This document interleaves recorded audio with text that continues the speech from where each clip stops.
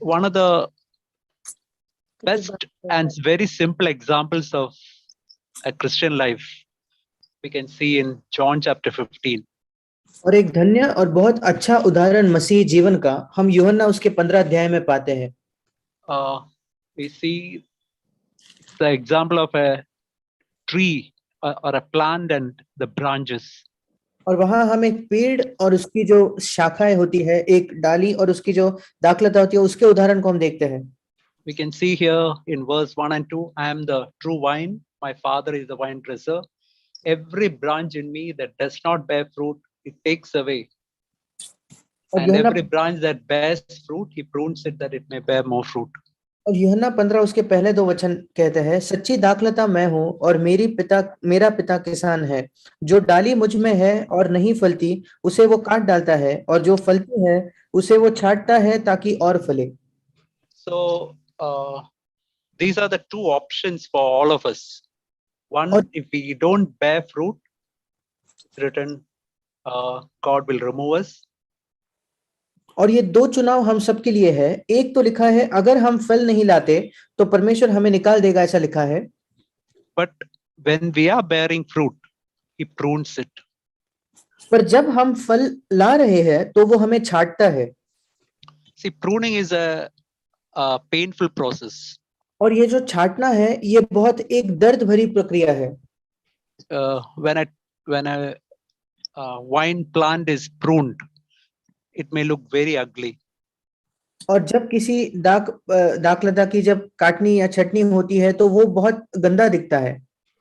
So, in order to bear fruit, God has to take us through sometimes really difficult situation.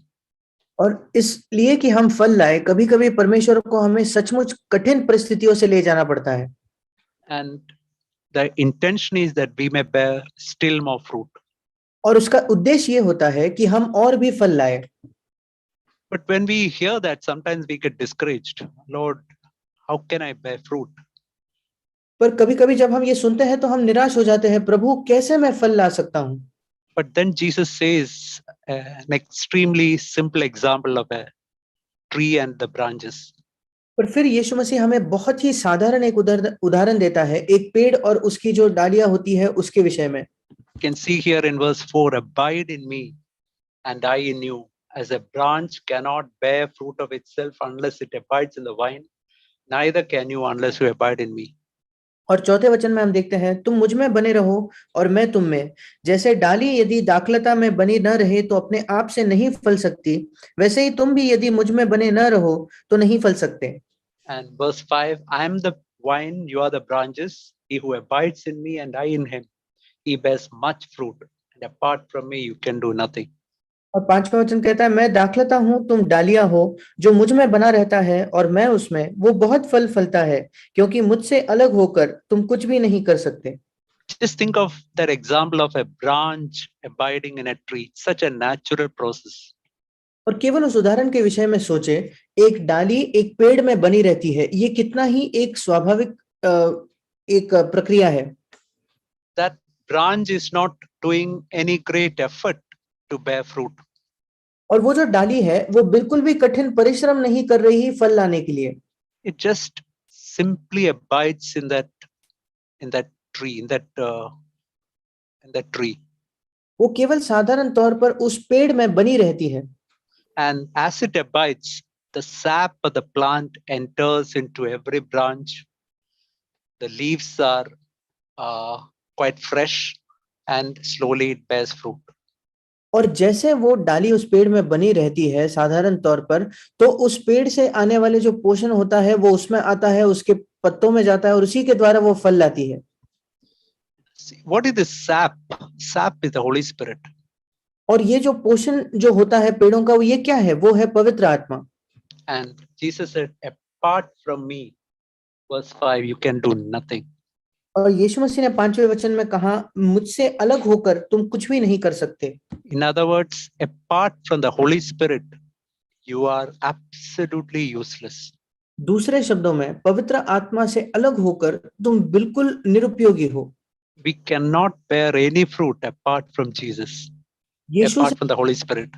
यीशु से अलग होकर, पवित्र आत्मा से अलग होकर हम कोई भी फल नहीं ला सकते। I want to show you. I plucked a branch from one nutmeg tree here. और यहाँ एक पेड़ है, उसकी एक डाली मैं तोड़कर लाया हूँ।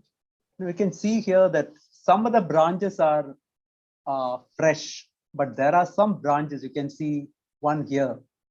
It is almost dried up. और आप यहाँ देख सकते हो कुछ डाली जो है वो आज भी ताजी है, पर कुछ है जो बिल्कुल सूख गई है। There was one branch here, but as I touched it, it just broken. It is almost a dried up branch. और यहाँ एक डाली थी, पर जैसे ही मैंने उसको छुआ तो वो तुरंत टूट गई, क्योंकि वो बिल्कुल सूखी हुई डाली थी। You can see another one which is dried up, but there are many other branches which are fresh. और अब एक और डाली देखते हो जो सूखी हुई है, पर ऐसे कई डालियां भी है जो ताजी है। But I was thinking, how is it that some of these branches are not getting, why they are dried up? और मैं सोच रहा था क्यों इनमें से कुछ जो डालियां है वो सूख चुकी है। The reason is there is something that hinders the flow of the sap to those branches. और कारण ये है कि ऐसा कुछ है जो उस डालियों में वो जो पोषण है जो पेड़ से आता है उसको आने के लिए एक बाधा है। And I was thinking that I have to ask myself, Lord, is there anything in my life that disturbs or hinders the flow of the Holy Spirit into my life? और मैं सोच रहा था कि मुझे प्रभु से पूछना पड़ेगा, प्रभु क्या मेरे जीवन में ऐसा कुछ है जो पवित्र आत्मा का मेरे जीवन में जो काम है उसे रोकता है या उसे डिस्टर्ब करता है। We can see in verse 7, if you abide in me and my words abide in you, ask whatever you wish, it shall be done to you. हम 7वें वचन में पढ़ते हैं, यदि तुम मुझ में बने रहो और मेरा वचन तुम में बना रहे तो जो चाहो मांगो और वो तुम्हारे लिए हो जाएगा। And what is the thing that I have to ask constantly? और वो कौन सी चीज है जो मुझे निरंतर मांगनी है? I have to ask for the Holy Spirit. मुझे पवित्र आत्मा के लिए मांगना है। That is the only way I can bear fruit. ये इकलौता तरीका है जिससे मैं फल ला सकता हूँ। I have to ask, Lord, is there anything in my life that hinders the flow of the Holy Spirit into my life? मुझे पूछना है, प्रभु क्या मेरे जीवन में ऐसा कुछ भी है जो पवित्र आत्मा का जो बहाव है उसके लिए एक बाधा खड़ी करता है? Lord, I'm ready to pay any price, but I want the free flow of the Holy Spirit into my life. प्रभु मैं कोई भी कीमत चुकाने के लिए तैयार हूं, पर मैं चाहता हूं मेरे जीवन में पवित्र आत्मा का बिल्कुल एक स्वतंत्र बहाव हो। And verse 8, it's written, by this my Father is glorified, that you bear much fruit and so prove to be my disciples. और 8वां वचन कहता है, मेरे पिता की महिमा इसी से होती है कि तुम बहुत सा फल लाओ, तब ही तुम मेरे चेले ठहरोगे। So as we have come to this new year, I believe what God wants from each of us is that we be people who are bearing much fruit. और जैसे हम इस नए साल में आते हैं, मैं सोचता हूँ कि प्रभु हम सबसे यही चाहता है कि हम ऐसे लोग बने जो बहुत फल लाते हैं। And for that I have to live in constant repentance. और उसके लिए मुझे निरंतर मन फिराव में जीना होगा। I have to ask, Lord, is there anything in my life that makes my branch dried up? मुझे पूछना होगा, प्रभु क्या मेरे जीवन में ऐसा कुछ भी है जिसकी वजह से मेरी डाली सूखती है? That sap cannot flow into my branch. कि उस पेड़ से वो जो पोषण है वो मेरी डाली तक नहीं बह पाता। And I was thinking that the fruit, when we think of the fruit, the first thing that comes to our mind is love. और जब हम फलों के बारे में सोचते हैं तो पहली बात जो हमारे मन में आती है वो है प्रेम। Many times it is the lack of love that can prevent the Holy Spirit from flowing into my life. कई बार ये प्रेम की एक कमी होती है जिसकी वजह से पवित्र आत्मा मेरे जीवन में बह नहीं पाता। We know when in First Corinthians, Paul is talking about love. The first two things he mentions in verse 4 are love is patient and love is kind. और पहला कोरिन्थ उसके 13 अध्याय में पौलुस जब प्रेम के विषय में कहता है तो पहली दो बातें जो वो प्रेम के विषय में चौथे वचन में कहता है वो है प्रेम धीरजवंत है और प्रेम कृपालु है। And that is what the Holy Spirit was speaking to me for quite some time, that I have to learn patience and have to be merciful to other people. और यही एक बात पवित्र आत्मा कई समय से मुझसे बात कर रहा था कि मुझे सीखना है लोगों से धीरज बना कर रखने के लिए, और मुझे लोगों पर दया करनी सीखनी है। Yeah, I think some of you know that I'm in Kerala and I'm looking after my mother. और शायद आप में से कुछ लोग जानते हो कि मैं केरला में हूँ और मैं अपनी माँ की देखभाल कर रहा हूँ। And sometimes some of the behavior, makes me quite impatient, and that temptation comes in my life to be unmerciful to her. और कभी-कभी उसके कुछ जो बर्ताव है उसके वजह से मेरे अंदर ये प्रलोभन होता है कि मैं धीरज खो बैठूं। There are many times when I've fallen also, and I've repented. Lord, I want to learn patience. Lord, I want to be kind in my life. और कई बार मैं गिरा भी हूं और मैंने मन फिराया, प्रभु मैं सीखना चाहता हूं धीरज रखना, और मैं अपने जीवन में कृपालु दयालु होना चाहता हूं। And many times the Holy Spirit has spoken to me. I want you to treat her, and I want you to look after her as you look after Jesus Christ. और कई बार पवित्र आत्मा ने मुझसे बात की है, मैं चाहता हूं कि तुम उसका ध्यान रखो और उसकी देखभाल वैसे करो जैसे तुम यीशु मसीह की देखभाल करते। I was thinking that, in a family relationship, to a wife, to a husband, to our children, these are the areas where many times this impatience and unmerciful attitude come in our life. और मैं सोच रहा था हमारे परिवार में हमारे पत्नी के प्रति, पति के प्रति, बच्चों के प्रति ये वो क्षेत्र है जहां कई बार हम धीरज खो बैठते हैं और हम दया नहीं दिखाते। Just think of what is written in the first 3 verses of 1 Corinthians chapter 13. बस ये सोचिए कि पहला कुरिन्थियों उसके 13 अध्याय के पहले 3 वचन में क्या लिखा है। See, we see here how God looks at different things, और हम यहाँ देखते हैं परमेश्वर कैसे चीजों को अलग तरीके से देखता है, and it is completely different from the way man looks at it. और मनुष्य जैसे चीजों को देखता है ये उसके बिल्कुल अलग, बिल्कुल विपरीत है। You can see verse 1. So think of a person who speaks in such a way, in such beautiful way, in a very heavenly, just like an angel, in a very heavenly way. और सोचकर देखिए एक मनुष्य के बारे में जो बिल्कुल स्वर्गदूतों की बोलियां, बिल्कुल स्वर्गदूतों के सामने के समान बात करता हो तो। But that person does not have patience and does not have kindness. पर अगर उस व्यक्ति में धीरज ना हुआ तो, और अगर उस व्यक्ति में दया ना हुई तो, It's written, before God it is like noisy gong or a clanging cymbal. और ऐसा लिखा है कि परमेश्वर के सामने वो तो ठनठनाता हुआ पीतल और झंझनाती हुई झांझ के समान है। Just think of 2 metal pieces and they are banging against each other. That noise is terrible to our ears. और सोचकर देखिए दो लोहे के बर्तन हैं, अगर एक दूसरे से हम उसको बार बार मार रहे हैं तो वो आवाज हमारे कानों में कितनी भयानक लगती है। See, that is how God looks at a person who is speaking with such beautiful language but does not have patience and does not have kindness. परमेश्वर किसी व्यक्ति के पास बिल्कुल ऐसे ही देखता है जो बहुत ही सुंदर भाषा का उपयोग करता है पर उसके हृदय में प्रेम, धीरज और कृपा नहीं है। And think of verse 2. Imagine a person is speaking, he has got the gift of prophecy. He knows so many mysteries of God's word, such fantastic knowledge of God's word. और सोचकर देखिए दूसरे वचन में एक ऐसा व्यक्ति है जो भविष्यवाणी करने का दान रखता है, सब भेदों और सब प्रकार के ज्ञान को वो समझता है, और उसके पास ऐसा विश्वास है कि वो पहाड़ों को हटा सकता है।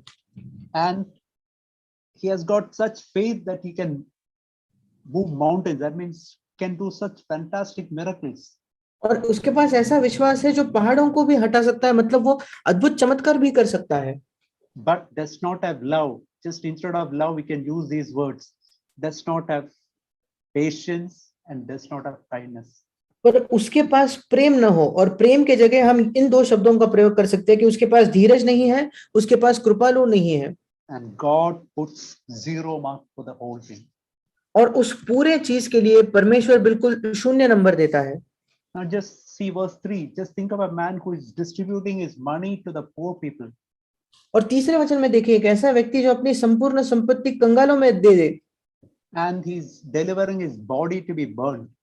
और अपने देह को वो जलाने के लिए दे दे। But he is not having patience and does not have kindness. पर उसके पास धीरज नहीं है और उसके पास दयालुता नहीं है। And God says he counts it as zero, he counts it as nothing.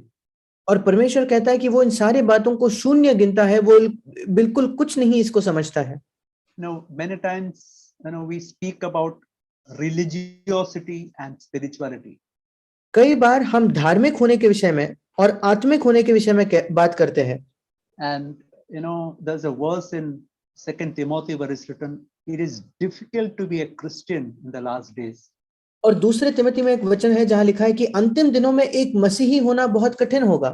It's not speaking about persecution, but it is difficult to distinguish between who is a true Christian and who is having only religion in the last days.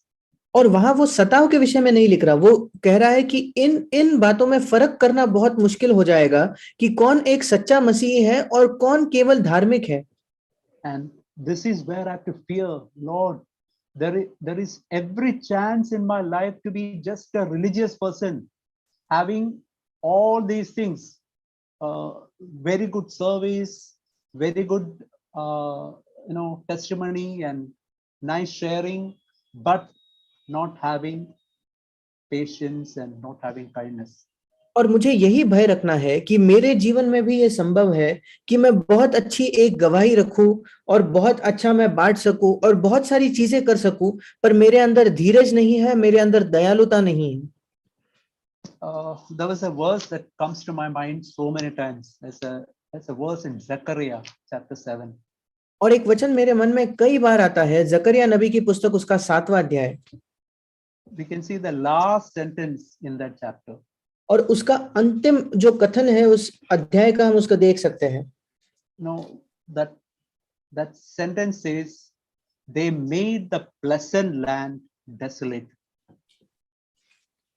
और वहां लिखा है, इसी प्रकार से उन्होंने मनोहर देश को उजाड़ दिया। They made a beautiful land like a desert. उन्होंने एक सुंदर देश को बिल्कुल एक जंगल के समान, एक मरुभूमि के समान बना दिया। See, God wants a Christian life to be like a beautiful land. परमेश्वर चाहता है कि हमारा मसीह जीवन जो है वो एक सुंदर देश के समान बने रहे। But has it become like a desert? पर क्या वो एक मरुभूमि जैसे बन गया है? We can see, if you read this chapter, we can see how the pleasant land has become like a desert. और अगर हम इस अध्याय को पढ़े तो हम देख पाएंगे कैसे ये जो एक मनोहर सुंदर देश है वो उजाड़ जाता है या वो बिल्कुल एक मरुभूमि बन जाता है। When in the time Israel, in the times of Moses and Joshua, was a beautiful land before God. और मूसा और यहोशू के समय इस्राएल प्रभु के लिए एक सुंदर देश के समान थी। But as time went on, it became like a desert. पर जैसे समय बीतता गया वो एक मरुभूमि जैसा बन गया। Here, at this time, the people of Israel, they were in Babylon, away from their promised land. और इस समय वो इस्राएल के लोग जो थे वो बेबीलोन में थे, अपने जो वायदे की भूमि है उससे वो दूर थे। And we can see in verse 3, they have sent some people to the priests and they asked this question, shall we weep in the 5th month and abstain as we have done these many years? और तीसरे वचन में वो याजकों और भविष्यद्वक्ताओं के पास जाकर ये प्रश्न करते हैं, क्या हम उपवास करके रोना चाहिए, क्या हमें उपवास करके रोना चाहिए जैसे कि कितने वर्षों से हम 5वें महीने में करते आए हैं। And the word of the Lord came to Zechariah and he was telling these things. और यहोवा का वचन जकरिया तक पहुंचा और वो ये बातें कह रहा था। Verse 5, when you fasted and mourned in the 5th and 7th month, these 70 years, was it actually for me that you fasted? और 5वें वचन में कि जब तुम इन 70 वर्षों के बीच 5वें और 7वें महीनों में उपवास और विलाप करते थे, तब क्या तुम सचमुच मेरे ही लिए उपवास करते थे? When you eat and drink, do you not eat for yourself and do you not drink for yourself? जब तुम खाते पीते हो तो क्या तुम अपने ही लिए नहीं खाते और क्या अपने ही लिए नहीं पीते? See, here we can see that religiosity, it's very easy to do many activities, fasting and prayer and maybe many services, many activities. और यहाँ हम we can be engaged in. और यहाँ हम धार्मिक होने के विषय में देखते हैं, बहुत ही आसान है उपवास करना, प्रार्थना करना, ऐसे कई गतिविधियों में सहभागी होना हमारे लिए बहुत आसान है। But what God wants is written from verse 8 onwards. पर परमेश्वर क्या चाहता है, ये 8वें वचन के आगे लिखा है। You can see here, then the word of the Lord came to Zechariah saying, thus says the Lord of hosts, dispense, yeah, you can. और 8वां वचन कहता है, फिर यहोवा का ये वचन जकरिया के पास पहुंचा। And he says, dispense true justice. और वो 9वें वचन में कहता है, खराई से न्याय चुकाना। We can say like this, I want you to have a clean conscience all the time. और हम कह सकते हैं कि वो कह रहा है कि मैं चाहता हूं कि तुम्हारे पास एक अच्छा विवेक निरंतर हो। Practice kindness and compassion each to his brother. और एक दूसरे के साथ कृपा और दया के काम करना। Do not oppress the widow or the orphan. 10वां वचन, न तो विधवा पर अंधेर करना, न अनाथों पर। And stranger of the poor, or do not devise evil in your heart against one another. न परदेशी पर और न दीन जन पर और न अपने अपने मन में एक दूसरे की हानि की कल्पना करना। See, I was thinking that is what the heart of God wants. That in my heart I do not think evil about other brothers and sisters. और मैं सोच रहा था कि परमेश्वर की हृदय की यही लालसा है कि मेरे हृदय में मैं अपने भाइयों बहनों के बारे में गलत कुछ नहीं सोचता। Or it can even be against my wife or my husband or my mother or parents or whoever it is. या मेरी पत्नी या मेरे पति या मेरे माता पिता या कोई भी हो। Show kindness and compassion to all of them. हमें उन पर दया दिखानी है और कृपा दिखानी है सब पर। But you can see what was the response of the people. पर हम देखते हैं कि लोगों ने कैसे प्रतिक्रिया दी। You can see in verse 11, they refused to pay attention and turned a stubborn shoulder and stopped their ear from hearing. और 11वां वचन कहता है, परंतु उन्होंने चित्त लगाना न चाहा और हठ किया और अपने कानों को बंद कर लिया ताकि सुन न सके। And they made their heart like a flint so that they could not hear the law or the words the Lord hosts has sent by his spirit through the form of prophets. वरन उन्होंने 12वां वचन, वरन उन्होंने अपने हृदय को इसलिए पत्थर सा बना लिया कि वे उस व्यवस्था और उन वचनों को न मान सके जिन्हें सेनाओं के यहोवा ने अपने आत्मा के द्वारा पूर्व काल से के भविष्यद्वक्ताओं को कहला भेजा था। And so this is what the Lord is telling them. और इसलिए प्रभु उनसे ये कहता है, it came about that just as he called and they would not listen, so they called and I would not listen. That is what God is telling. और 13वें वचन में परमेश्वर कहता है, जैसे मेरे पुकारने पर उन्होंने नहीं सुना, वैसे ही उनके पुकारने पर मैं भी न सुनूंगा। And we can see I scattered all of them just like with a strong wind. And then that word comes, the land is desolated behind them and the pleasant land has become like a desert. और 14वां वचन कहता है, वरन मैं उन्हें उन सब जातियों के बीच जिन्हें वे नहीं जानते आंधी के द्वारा तितर बितर कर दूंगा। और फिर वो कथन आता है, इसी प्रकार से उन्होंने मनोहर देश को उजाड़ दिया। Yeah, we can say this is how in our life also the beautiful land can become like a desert. और हम कह सकते हैं हमारे जीवन में भी बिल्कुल इसी प्रकार एक सुंदर देश जो है वो बिल्कुल एक मरुभूमि जैसे बन सकता है। When I do not show mercy and kindness to one another. जब हम एक दूसरे को दया और कृपा उन पर नहीं करते। When I'm impatient with other people. जब मैं दूसरों से धीरज खो बैठता हूँ। When I don't allow the Holy Spirit to really come in and I hinder the work of the Holy Spirit in my life. जब मैं पवित्र आत्मा को मेरे अंदर नहीं आने देता और पवित्र आत्मा के मेरे अंदर के काम में कोई बाधा लाता हूं तो। We can see another portion in Micah chapter 6. और ऐसे ही एक वचन हम मीका उसके 6ठे अध्याय में भी देखते हैं। We can see from verse 6 onwards. और 6ठे वचन से आगे हम देखेंगे। Here again we can see that with all we can see verse chapter 6 verse 6 onwards, with what shall I come before the Lord? और 6ठा अध्याय 6ठे वचन से आगे हम देखेंगे, वहां लिखा है, मैं क्या लेकर यहोवा के सम्मुख आऊं? And bow myself before God on high. और ऊपर रहने वाले परमेश्वर के सामने झुकूं?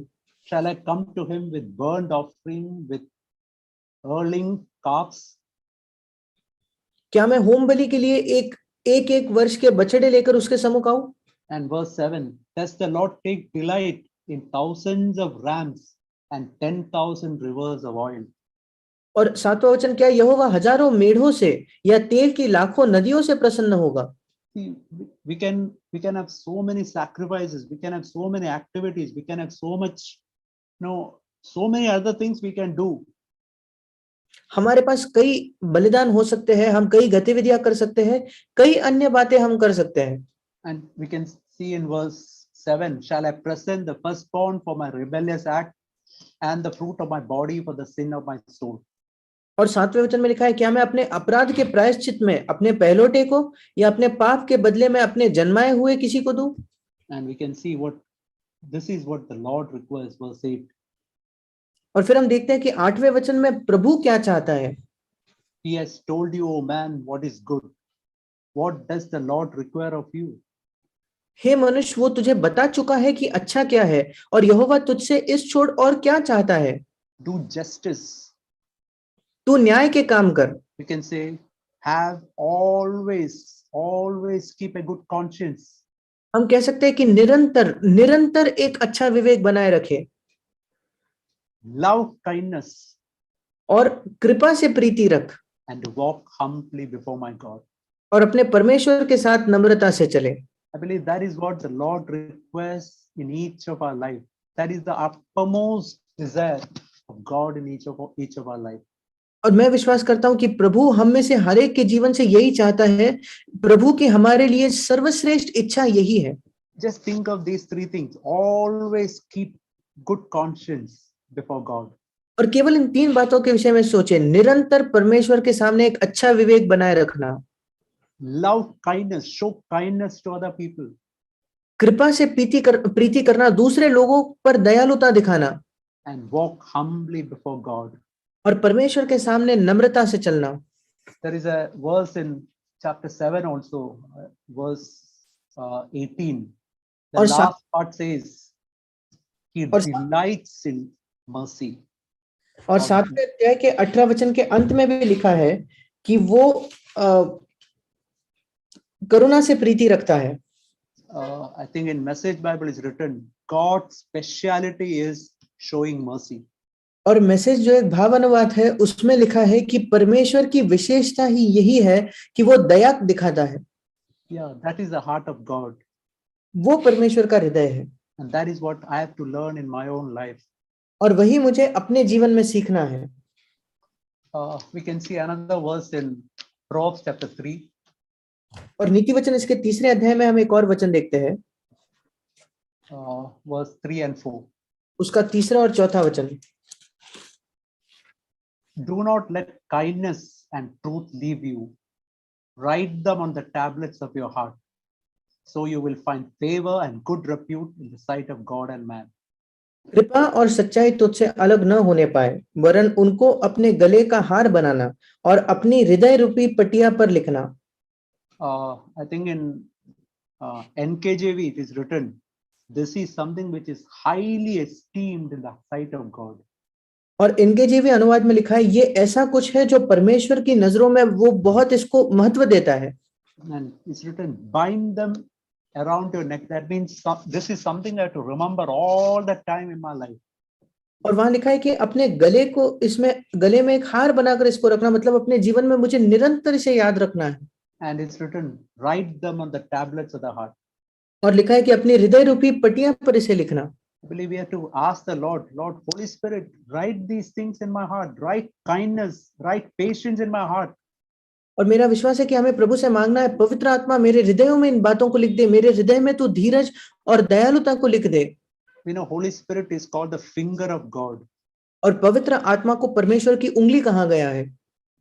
It is with the Holy Spirit that God wrote those 10 commandments in those 2 tablets of stone. और वो पवित्र आत्मा के साथ ही परमेश्वर ने उन पत्थर की जो 2 पटियां थी उन पर 10 आज्ञाओं को लिखा. And today God is writing his commandments in human hearts. और आज परमेश्वर उसकी आज्ञाओं को मनुष्यों के हृदयों में लिख रहा है. And we can ask the Lord, Lord, I want mercy to be written in my heart. I want patience to be written in my heart. और हम प्रभु से कह सकते हैं, प्रभु मैं चाहता हूं कि धीरज मेरे हृदय में लिखा जाए, मैं चाहता हूं कि कृपालुता दयालुता मेरे हृदय में लिखी जाए। It is not possible for me to produce it. ये मेरे लिए संभव ही नहीं है कि मैं इसको अपने आप से उत्पन्न करूं। Lord, as we saw that example of that branch, if I am impatient, if I continue to be unkind, Lord, Holy Spirit will not flow. I want to live in repentance. जैसे हमने उस डाली के उदाहरण में देखा, प्रभु अगर मैं अभी भी धीरज नहीं दिखाता, अगर मैं अभी भी दयालु नहीं बनता, तो पवित्र आत्मा मुझ में नहीं बह पाएगा। And Holy Spirit has to write patience in my heart. और पवित्र आत्मा को धीरज मेरे हृदय में लिखना होगा। There is a verse in Colossians where is written, Colossians chapter 1. और कुलुस्सियों के पत्री में एक वचन है जहां लिखा है, कुलुस्सियों के पत्री उसका पहला अध्याय verse 11 उसका 11वां वचन is written, strengthened with all power according to his glorious might for the attaining of all steadfastness and patience with joy. उसकी महिमा की शक्ति के अनुसार सब प्रकार की सामर्थ्य से बलवंत होते जाओ, यहाँ तक कि आनंद के साथ हर प्रकार से धीरज और सहनशीलता दिखा सको। Just think of that word, patience with joy. और वहां सोचिए उस वचन के बारे में कि आनंद के साथ धीरज। We know in our daily life how easy it is for us to be impatient with other people, with a wife and husband and children. It's so easy to be impatient. और हम जानते हैं कि हमारे दिन प्रतिदिन के जीवन में हमारे लिए कितना आसान है कि हम अपना धीरज खो बैठे, और हमारे पति के साथ, पत्नी के साथ, बच्चों के साथ बहुत आसान है हमारे लिए अपने धीरज को खो बैठना। But if I have to learn patience with joy, there is only one way. I have to be strengthened with the power of the Holy Spirit. पर अगर मैं आनंद के साथ धीरज सीखना चाहता हूं तो फिर केवल एक ही मार्ग है कि मुझे पवित्र आत्मा के सामर्थ्य में बलवंत होना होगा। Holy Spirit has to write this law in my heart. पवित्र आत्मा को ये नियम, ये व्यवस्था मेरे हृदय में लिखना होगा। Let us cry to him, Lord, I want you to write this law in my heart. आइए हम उसे पुकारे, प्रभु मैं चाहता हूं कि तू इसको मेरे हृदय में लिखे। And as is written in 2 Corinthians, we are not capable in ourselves to do this, but our capability comes from the Lord. और जैसे दूसरे कुरिन्थ में लिखा है कि हम अपने आप में सक्षम नहीं है कि हम इसे कर पाए, पर हमारी क्षमता जो है वो प्रभु की ओर से आती है। The first two fruits of love are patience and kindness. और प्रेम के पहले दो फल यही है, धीरज और दयालुता। And I want to learn that in this new year. Lord, I want to learn patience in my life. I want to learn kindness in my life. और इस नए साल में मैं सीखना चाहता हूँ प्रभु, इन दो बातों को सीखना चाहता हूँ प्रभु, मैं अपने जीवन में धीरज सीखना चाहता हूँ, मैं अपने जीवन में दयालुता सीखना चाहता हूँ। We know in the Jesus said about that Lazarus and the rich man. और हम जानते हैं कि यीशु मसीह ने लाजर और उस अमीर धनवान व्यक्ति के बारे में बताया। What is the reason why that rich man went to hell? क्या कारण था कि वो धनवान व्यक्ति नरक में गया? He never committed murder, or he never committed adultery or any such thing. He never robbed, or he didn't do any such things. उसने कभी खून नहीं किया था, उसने कभी व्यभिचार नहीं किया था, उसने कभी चोरी नहीं की थी, ऐसी कोई भी बातें उसने नहीं की थी। But what was his problem? फिर उसकी समस्या क्या थी? He was indifferent to the human needs, which was just in front of him. और जो मनुष्यों की आवश्यकता उसके बिल्कुल सामने थी, उसके प्रति वो बिल्कुल ध्यान नहीं दे रहा था, उसकी उपेक्षा कर रहा था। Just like that example we saw earlier, how the pleasant land became like a desert. That is what happened to that rich man. और जैसे हमने पहले उदाहरण में देखा, जैसे वो मनोहर भूमि, वो सुंदर भूमि एक मरुभूमि बन गई, यही उस धनवान व्यक्ति के साथ हुआ। We are not called to help everybody. It's not possible to help all the poor in the street. हमारी ये बुलाहट नहीं है कि हम जाकर सबकी सहायता करें, ये संभव नहीं है कि हम जाकर सड़कों पर सारे गरीबों की मदद करें।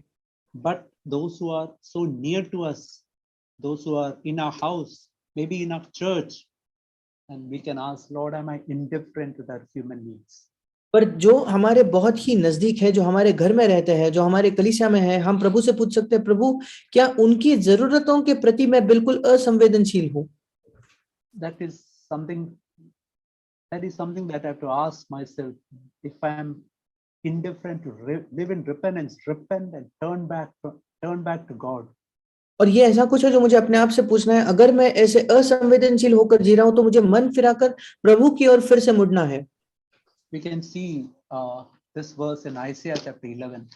और यशायाह उसके 11वें अध्याय में हम इस वचन को देख सकते हैं।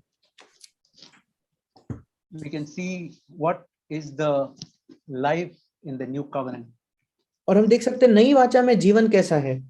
What is the life in the, we can say, in the true church of God? और हम कह सकते हैं परमेश्वर के सच्ची कलीसिया में जीवन कैसा होना चाहिए। What is the true life in a new covenant family? एक नई वाचा के परिवार में वो सच्चा जीवन कैसे होगा। We can see in verse 6 onwards. 6ठे वचन से आगे हम देखेंगे। Wolf will dwell with the lamb. तब भेड़िया भेड़ के बच्चे के संग रहा करेगा। We can say wolf can be like a husband, lamb can be like a wife, but both can dwell together by the Holy Spirit's power. और हम कह सकते हैं शायद पति भेड़िए के समान होगा, पत्नी भेड़ के समान होगी, पर पवित्र आत्मा के सामर्थ्य से दोनों एक साथ रह सकेंगे। Leopard will lie down with a kid. और चीता बकरी के बच्चे के साथ बैठा करेगा। Calf and the young lion and the fatling together, and little boy will lead them. और बछड़ा और जवान सिंह और पाला पोसा हुआ बैल तीनों इकट्ठे रहेंगे और एक छोटा लड़का उनकी अगुवाई करेगा। And we can see in verse 7, the cow and the bear will graze.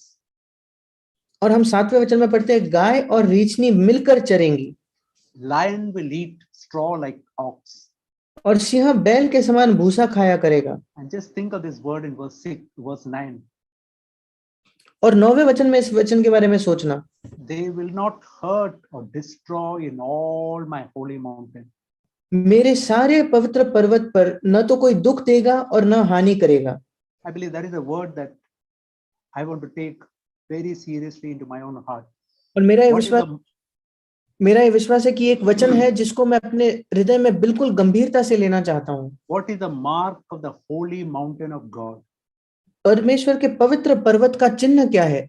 What is the mark of, if my family has to be the holy mountain of God, what is the mark? क्या चिन्ह है? अगर मैं चाहता हूं कि मेरा परिवार परमेश्वर का पवित्र पर्वत हो तो उसका क्या चिन्ह होगा? They will not hurt or destroy in all my holy mountain. मेरे सारे पवित्र पर्वत पर वो ना दुख देंगे और ना हानि करेंगे। They will not speak words of hurt, words that destroy one another in my holy mountain. वे ऐसे शब्दों का इस्तेमाल नहीं करेंगे जो दुख देंगे या एक दूसरे की जिससे हानि पहुंचेगी। मेरे पवित्र पर्वत पर वो ऐसे शब्दों का इस्तेमाल नहीं करेंगे। I want to take these things very seriously in my own life.